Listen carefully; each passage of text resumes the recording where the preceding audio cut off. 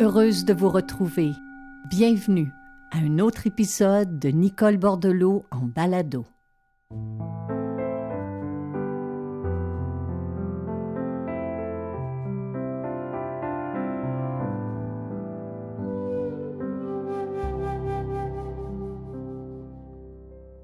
Ah, je suis contente de m'asseoir sur ce banc devant ce micro, de prendre un moment pour respirer, pour sourire et pour remercier parce que cette semaine, c'était le lancement de mon nouveau livre « Guérison intérieure ».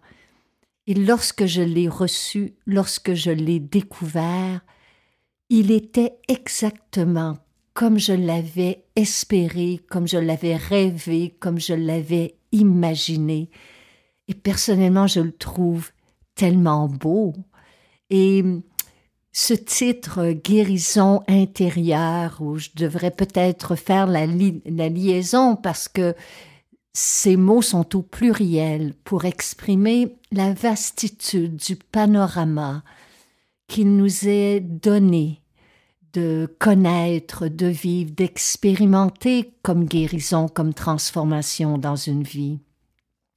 Puis, le lancement a eu lieu au magnifique théâtre Paradoxe et ce soir-là, il y avait dans la salle des membres de ma famille, des amis, des membres de ma sangha, ma communauté spirituelle, mais aussi des lecteurs, des lectrices, des gens du public qu'il me tardait de retrouver parce que ça faisait longtemps qu'on n'avait pas eu un moment ensemble pour partager, pour leur communiquer aussi comment j'avais vécu ce processus d'écriture. Parce que bien que j'ai l'impression d'écrire un livre, j'ai aussi la sensation que je m'en délivre dans le bon sens du terme, que je lui permets de voir le jour. Et je comprends à travers ces expériences d'écriture que la vie me prend par la main, puis qu'elle m'incite à emprunter des chemins qui parfois me font peur, des chemins vers lesquels je résiste, puis que j'appréhende. Mais quand je dis oui à cette aventure-là de m'abandonner au processus de création, j'en suis toujours fière. Et j'utilise le mot dans toute sa signification. En plus, ce soir-là, le soir du lancement, il y a une personne qui tenait mon livre entre ses mains, puis en le feuilletant, à un moment donné, elle m'a regardée et elle m'a dit « Tu dois être tellement fière ». Et j'ai dit oui. Puis c'est important pour moi parce que j'ai longtemps eu de la résistance à utiliser le mot fierté. Je me rappelle que dans mon enfance, les adultes de mon entourage parlaient d'une certaine personne, une tante, en disant que c'était une personne fière. On voulait exprimer par là que c'était une personne un brin arrogante, un peu prétentieuse, un peu vaniteuse. Alors le mot fierté, ça m'a pris longtemps avant de l'apprivoiser et de comprendre que la véritable fierté, elle ne tient pas d'une arrogance, d'une mise en valeur de l'ego, d'une vitrine pour bomber le torse ou magnifier qui nous sommes. La véritable fierté, elle tient d'un contentement, de la pleine conscience d'avoir pu mener à terme un projet, d'avoir respecté des échéances, d'avoir agi dans le sens que nous voulions, en fonction des objectifs qu'on s'était fixés, et aussi en respectant nos valeurs, nos principes, nos priorités. Alors c'est dans ce sens que j'utilise le mot fierté. Puis on a pensé cette semaine vous offrir des moments forts de cette belle soirée, où mon ami éditeur, Erwan Le Seul, a su tisser ensemble des questions si pertinentes qu'elles m'ont aidé à tracer un portrait de ce nouvel ouvrage. Alors je vous invite à partir à votre tour à la découverte de guérison intérieure.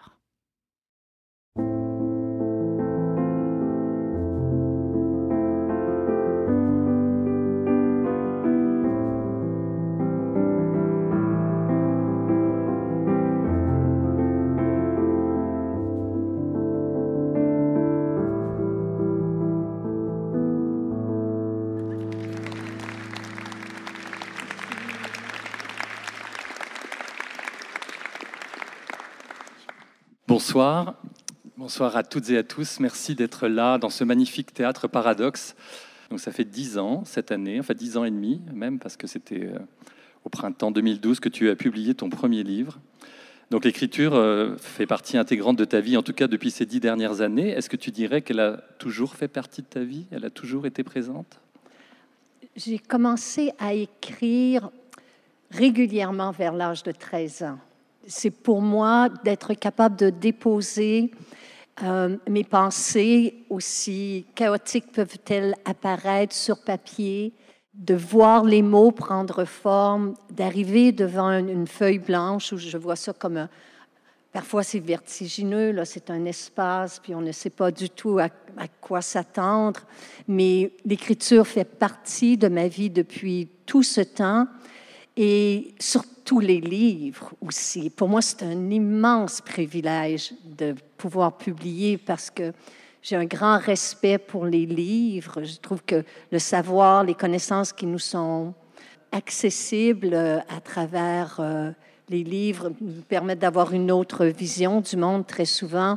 Puis j'ai toujours aimé prendre refuge dans les bibliothèques. Est-ce que tu dirais que tu es une lectrice compulsive?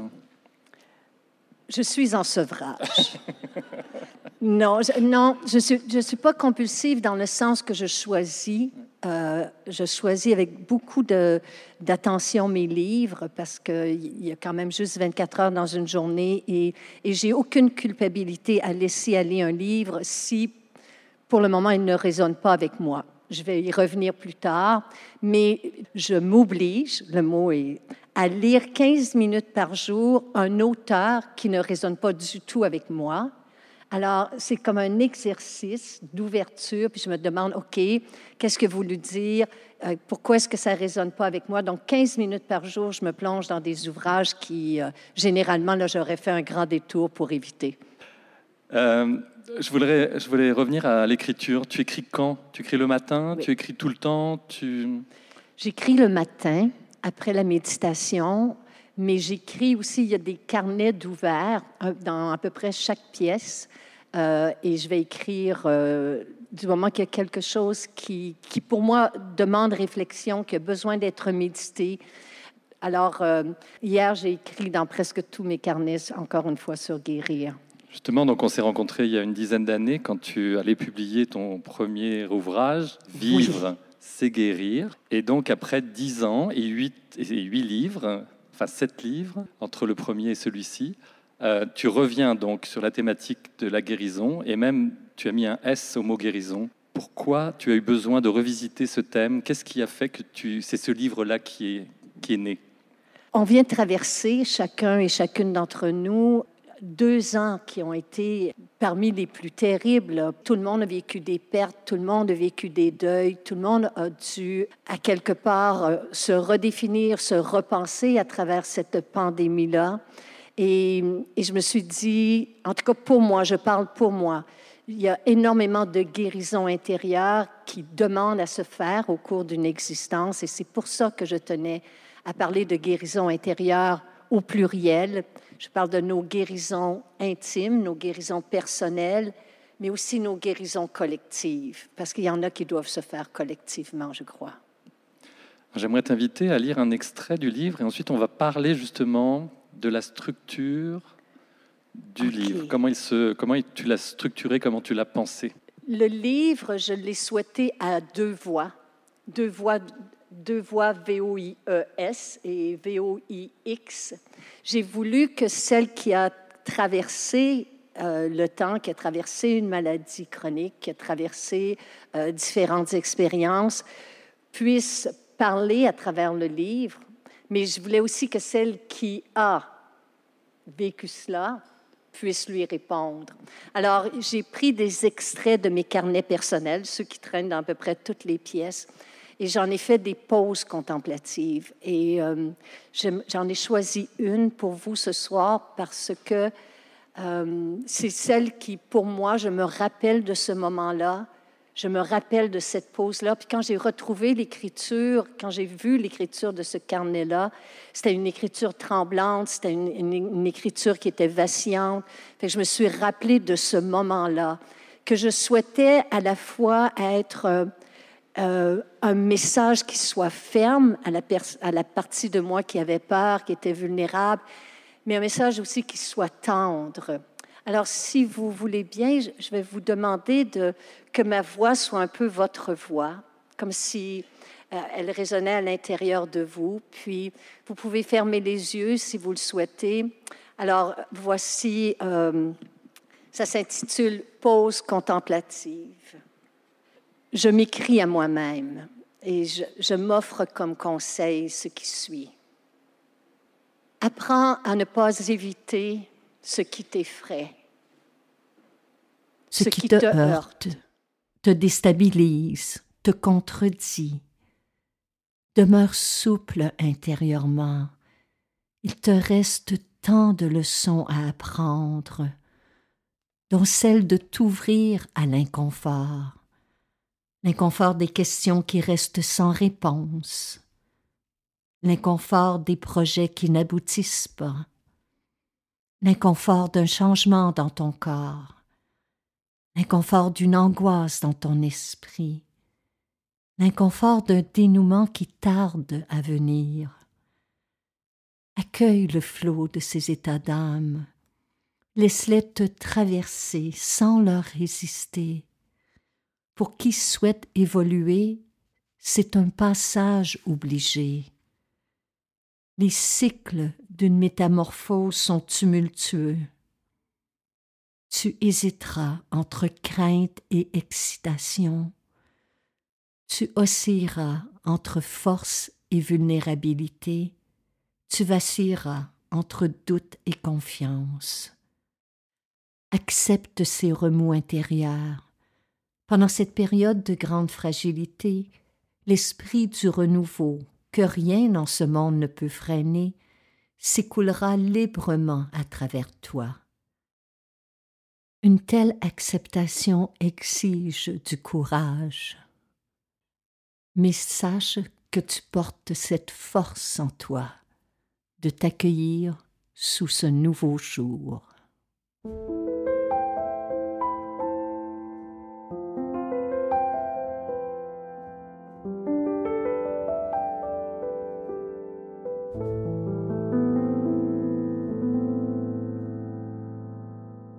Donc chaque chapitre est thématique et entre chaque chapitre, il y a ces pauses contemplatives qui viennent donc de tes carnets et où tu te parles, mais tu parles en fait aussi en même temps au lecteur, oui. à la lectrice, oui. Et tu emploies le tu pour la première oui. fois.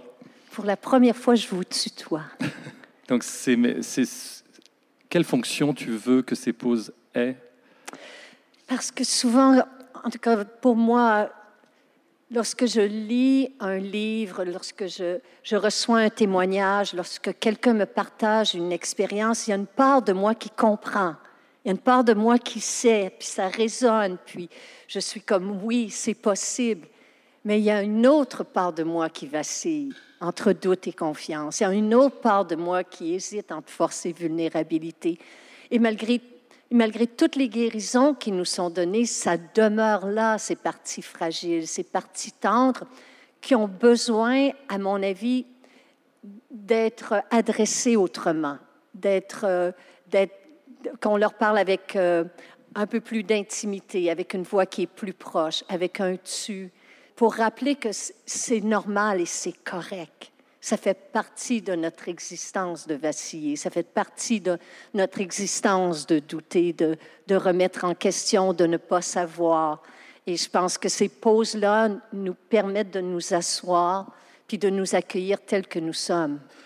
En tout cas, j'ai relu le livre hier et c'est vrai que Je te disais, donc, je ne l'avais pas relu depuis le mois de juin, donc je n'avais pas suivi toutes les différentes étapes qui passent par la révision, la correction, la réécriture de certains passages. Et ces pauses-là résonnent très fort, en tout cas, quand on prend le temps de les lire lentement, on a l'impression de t'entendre aussi nous les dire dans l'oreille, donc c'est très intéressant et ça calme beaucoup, en tout cas. J'étais très calme hier.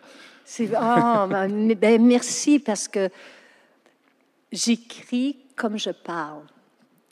Mais cette voix-là, par contre, qui est la voix que j'entends en méditation, qui est la voix qui va être là au cœur d'une nuit blanche, qui est la voix qui est là pour quand il y a des douleurs et tout ça, cette voix-là, je ne veux pas la perdre non plus, puis je ne veux pas la trafiquer, puis je ne veux pas la rendre trop littéraire, parce que si je la rends trop littéraire, ça sera plus moi. Non, c'est ça. Reste toi, c'est très bien comme ça. Moi, je sais toute l'attention que tu mets à choisir chaque mot. Oui. Chaque phrase est lue, relue, retravaillée. Je sais comment tu travailles, Nicole, comme une archéologue, je dirais, mais c'est vraiment elle enlève au fur et à mesure des différentes versions. Tu remplaces les mots. Tu veux que chaque mot résonne, que chaque mot ait un sens. Tu es vraiment dans le moins. À chaque fois que tu repasses sur tes livres, tu enlèves tout ce qui est superflu. Donc hier, comme je disais, j'ai relu lentement pour préparer notre discussion et je me suis arrêté sur une thématique qui vraiment a résonné très fort hier, et j'aimerais que tu nous en dises un petit peu plus. Tu parles du développement de la conscience et que celui-ci se fait par étapes de maturation. Qu'est-ce que tu entends par là ?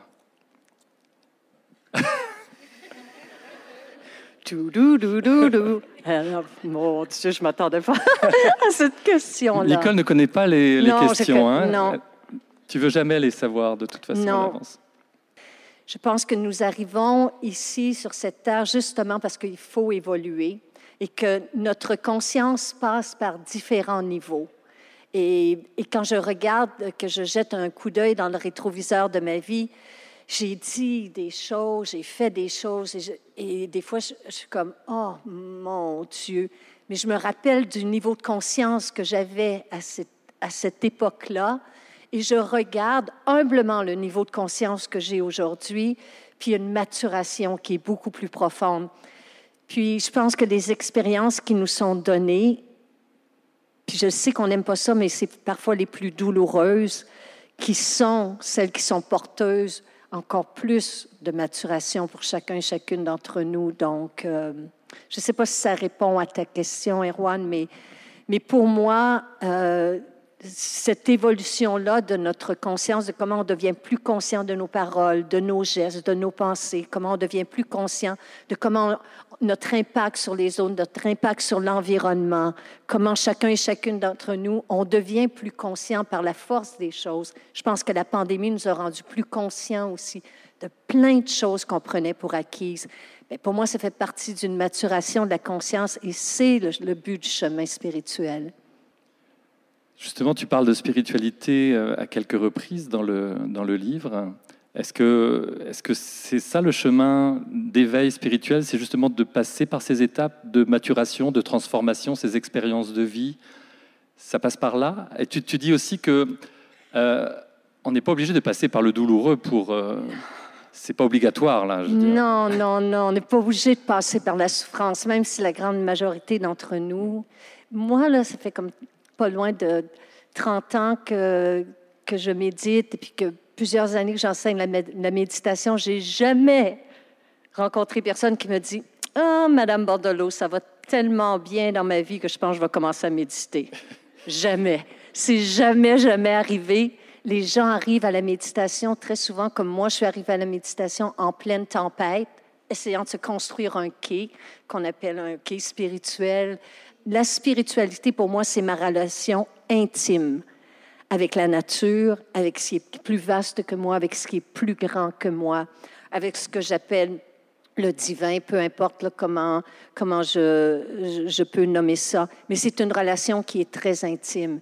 Et très souvent, à travers nos douleurs, à travers nos souffrances, on va toucher à une intimité, on va toucher à une force qui va inévitablement nous faire évoluer. Mais non, ce n'est pas nécessaire de passer par là. J'essaie de m'en rappeler. Justement, tu parles de la quête de sens, qu'on a une impression de vide en nous et qu'on est dans une quête de sens. Et comment on fait pour combler ce vide ou apprendre à vivre avec? Et toi, tu nous invites justement à l'observer, le regarder, se déposer dans ce vide, oui, et voir ce qui surgit, ce qui peut surgir, voir ce qu'il y a là. Oui, et le créer aussi. Nos maisons sont remplies, nos espaces sont remplis. On a tellement peur du vide qu'on a toujours des sons, des images, nos tablettes. On est rendu accro au bruit, à l'activité. Tout le monde, chacune d'entre nous. Mais si on est capable de créer un peu d'espace, de faire un peu d'espace sur un comptoir, faire un peu d'espace dans une pièce, faire un peu d'espace dans une chambre à coucher, faire un peu d'espace et apprivoiser autant l'espace extérieur que l'espace intérieur, on y trouve un apaisement. C'est ça qui est beau. Oui, ça fait peur, mais il y a un apaisement qui naît de ce vide-là.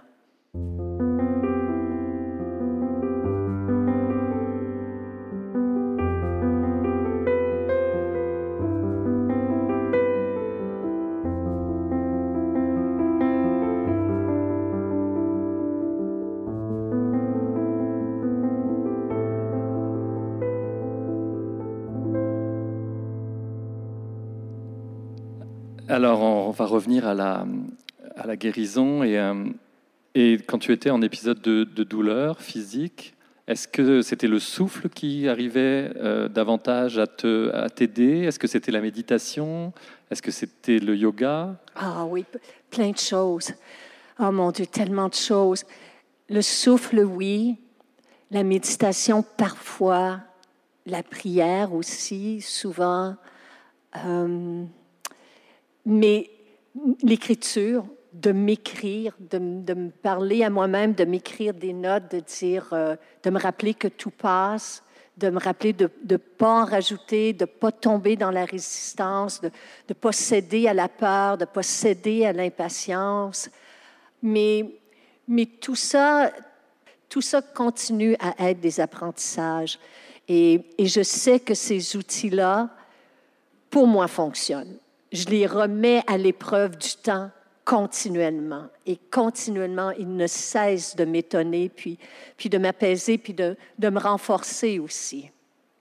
Donc quand on est malade, quand on souffre, quand on a mal quelque part, quand on va pas bien, on est souvent donc dans l'attente des jours meilleurs, dans l'espoir d'une amélioration. Et là, tu nous dis que c'est une position qui nous empêche de voir la beauté du monde, qui nous empêche de saluer la vie, qui nous empêche... Ouais. Parce qu'on n'est pas dans l'ici et maintenant, on est dans l'attente, dans l'espoir. Ouais. Donc, on n'est pas dans une position dynamique, en fait. Ah non, mais pour moi, ça a été...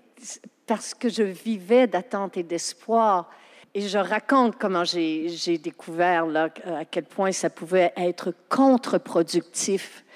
Puis quand je parle de maladie, là, j'aimerais ça qu'on imagine ensemble que je ne parle plus seulement de maladies physiques ou psychologiques, mais je parle de toutes ces maladies qui sont invisibles présentement dans notre société et qui sont de grandes souffrances et qui sont ces maladies, ces addictions qui sont invisibles, comme la pornodépendance, la cyberdépendance, l'addiction aux jeux de hasard, toutes ces nouvelles formes d'addiction et de dépendance qu'on ne voit pas extérieurement, mais qui causent tellement de souffrance à celui ou celle qui les traverse.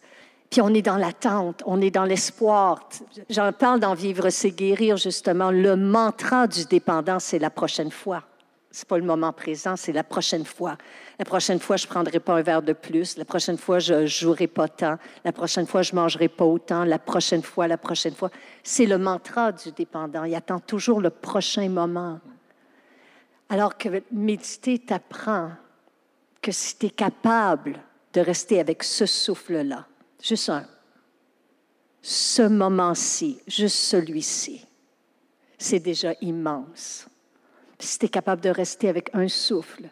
Alors, c'est comme ça que j'ai acheté du temps. C'est comme ça que j'ai traversé des nuits blanches en me disant, OK, reste juste avec un souffle, juste le prochain. et l'autre, et l'autre. Et on réalise que le moment présent contient tout ce dont on a besoin. C'est ça qui est absolument déstabilisant et émerveillant. Le moment présent contient tout ce dont on a besoin.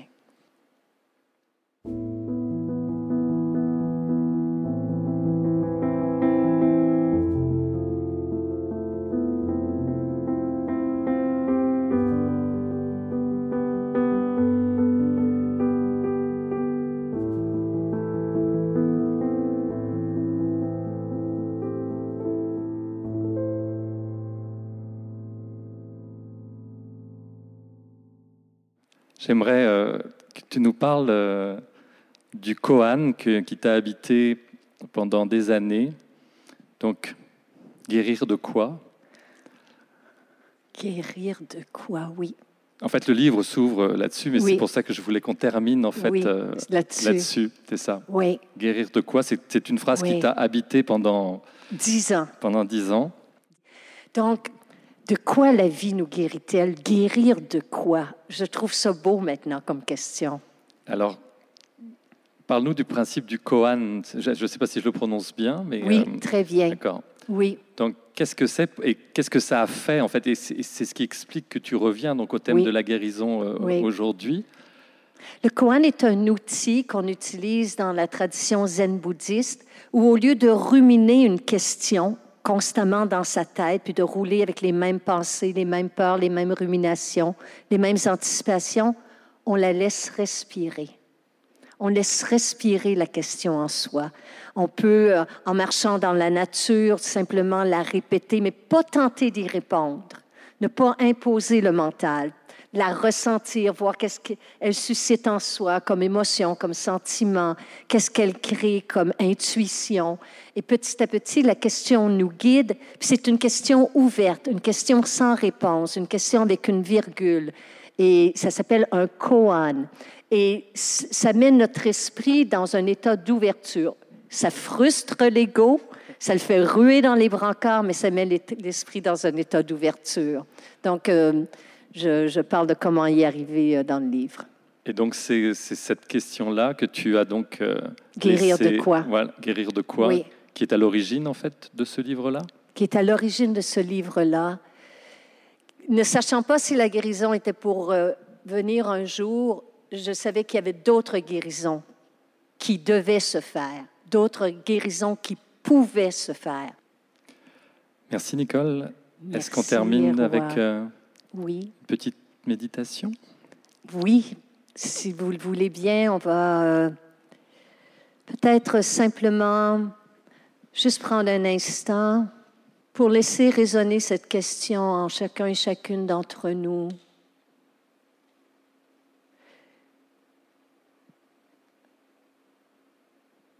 Guérir de quoi? Dans les prochains jours, les prochaines semaines, les prochains mois, qu'est-ce qui demande à se transformer? Qu'est-ce qui peut-être demande à partir, à laisser partir? Qu'est-ce qui demande à laisser être?